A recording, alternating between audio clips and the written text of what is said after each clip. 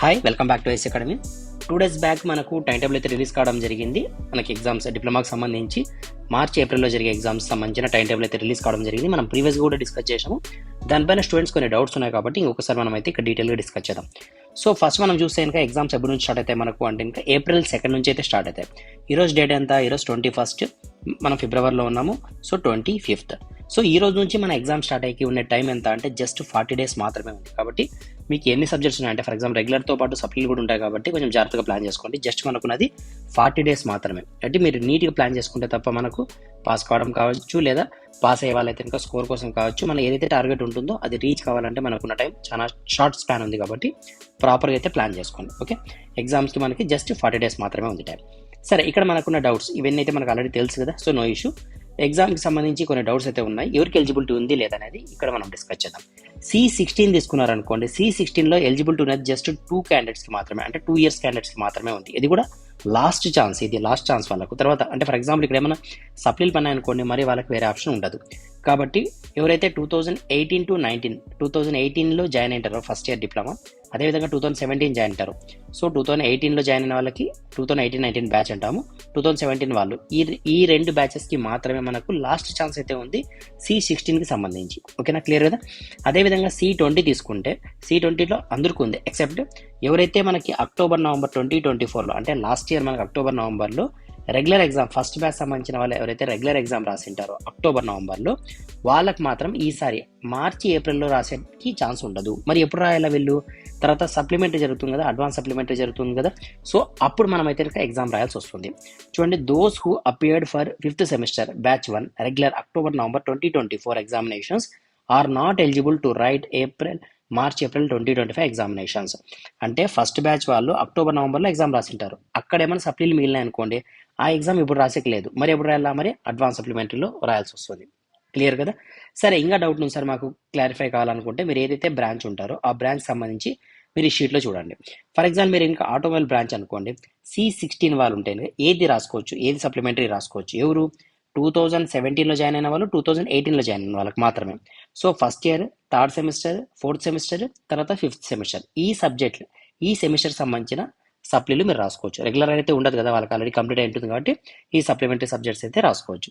అదేవిధంగా C20 వాళ్ళు తీసుకుంటే ఇంకా C20 5th sem బ్యాచ్ 2 వాళ్ళకి మాత్రమే ఉండేది ఇది eligibility. So first year, 3rd semester, 4th and 5th semester.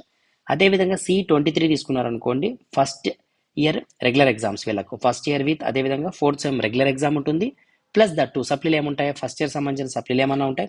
అంటే దాని మీనింగ్ ఏమంటే C23 బ్యాచ్ ఇప్పుడు ప్రజెంట్ 2024లో జాయిన్ అయిన వాళ్ళు కావచ్చు, 2023లో జాయిన్ అయిన వాళ్ళు కావచ్చు. 24లో అంటే ప్రజెంట్ ఫస్ట్ ఇయర్ వాళ్ళైతే కనుక ఫస్ట్ ఇయర్ రెగ్యులర్ ఎగ్జామ్ రాసుకుంటారు.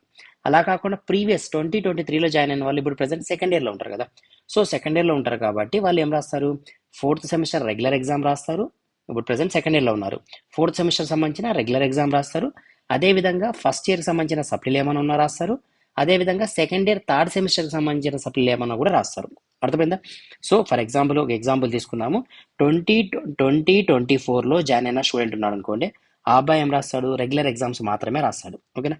అలా కాకుండా 2023లో జాయిన్ అయిన స్టూడెంట్ ఉంటే, సో అతను ఎక్కడ ఉంటాడు? ప్రజెంట్ సెకండ్ ఇయర్లో ఉంటాడు కాబట్టి 4th semester రెగ్యులర్ సబ్జెక్ట్ రాస్తాడు. అదేవిధంగా ఫస్ట్ సెమిస్టర్ సంబంధించిన సప్లీలు ఏమైనా ఉన్నా రాసుకుంటాడు, 3rd సెమిస్టర్కి సంబంధించిన సప్లీలు ఏమన్నా కూడా రాసుకుంటాడు. అర్థమైంది కదా క్లియర్గా? ఈ విధంగా మీరు ఏ బ్రాంచ్ అయితే సంబంధించి ఉంటారో, ఫర్ ఎగ్జాంపుల్ సివిల్ అనుకోండి, మీరు ఏ సిరీస్ సంబంధించిన వాళ్ళు దాని ప్రకారంగా ఏది రెగ్యులర్ ఎగ్జామ్, ఏది సప్లిమెంటరీ ఎగ్జామ్ అనేది జాగ్రత్తగా చూసుకోండి. ఓకేనా? ఈ షీట్ని నేను మన ఏదైతే టెలిగ్రామ్ ఉందో దాంట్లో పోస్ట్ చేస్తాను, మీరు అందరూ దాంట్లో జాయిన్ కాండి. ఇంతవరకు జాయిన్ కాకపోతే జాయిన్ కాండి. దీంతో పాటు అంటే ఈ టైం టేబుల్ అప్డేట్ కాకోకుండా మనకి హౌ టు పాస్ ఫిజిక్స్ కావచ్చు, హౌ టు పాస్ కెమిస్ట్రీ కావచ్చు, how to pass maths 1, maths 2, ఈ డిప్లొమాకి సంబంధించిన మ్యాక్సిమం వరకు మీకు ఎంత అయితే అవసరం ఉందో అన్ని వీడియోస్ కూడా అంటే దానికి సంబంధించి హౌ టు పాస్ కావచ్చు, ఇంపార్టెంట్ క్వశ్చన్స్ కావచ్చు, ప్రీవియస్ ఇయర్ క్వశ్చన్స్ కావచ్చు విత్ సొల్యూషన్స్, దానికి సంబంధించిన టెక్నిక్స్, మ్యాథ్స్ సంబంధించిన వీడియోస్ అయితే నంబర్ ఆఫ్ వీడియోస్ ఉన్నాయి. జస్ట్ మీరు అది ఫాలో అయినా కూడా మీరు ఖచ్చితంగా అయితే పాస్ అయిపోతారు. ఇవన్నీ ఒకసారి అయితే ఇంకా వీడియో చూడండి, అంటే ప్రీవియస్ వీడియోస్ చూడండి, మీకు క్లారిటీగా అర్థమవుతుంది. ఇంకా తర్వాత దట్టు మీకు ఏమైనా పెయిడ్ కోర్సెస్ ఏమైనా కావాలనుకుంటే యాప్ సంబంధించిన లింక్ డిస్క్రిప్షన్లో ఉంటుంది. యాప్ని డౌన్లోడ్ చేసుకుంటే మీకు అక్కడ డిఫరెంట్ కోర్సెస్ ఉంటాయి. అంటే ఫర్ ఎగ్జాంపుల్ PDF కోర్సెస్ ఉంటాయి, వీడియో క్లాసెస్ కోర్సెస్ ఉంటాయి, లేదు ప్రీవియస్ ఇయర్ క్వశ్చన్స్ కోర్సెస్ ఉంటాయి. PDF కోర్సెస్ అంటే జస్ట్ అది 29 రూపీస్కి మాత్రమే ఉంటుంది. ఓన్లీ క్వశ్చన్స్ ఉంటాయి, ఆన్సర్స్ ఉండవు, సొల్యూషన్స్ ఉండవు. ఫర్ ఎగ్జాంపుల్ వీడియో క్లాసెస్ తీసుకున్నాను అనుకోండి, క్వశ్చన్ విత్ సొల్యూషన్స్ అన్నీ ఉంటాయి. ప్రీవియస్ ఇయర్ క్వశ్చన్స్ తీసుకున్నాను అనుకోండి, ప్రీవియస్ ఇయర్ క్వశ్చన్ సంబంధించిన క్వశ్చన్ విత్ ఆన్సర్ సొల్యూషన్స్ ఉంటాయి, అంటే వీడియో సొల్యూషన్.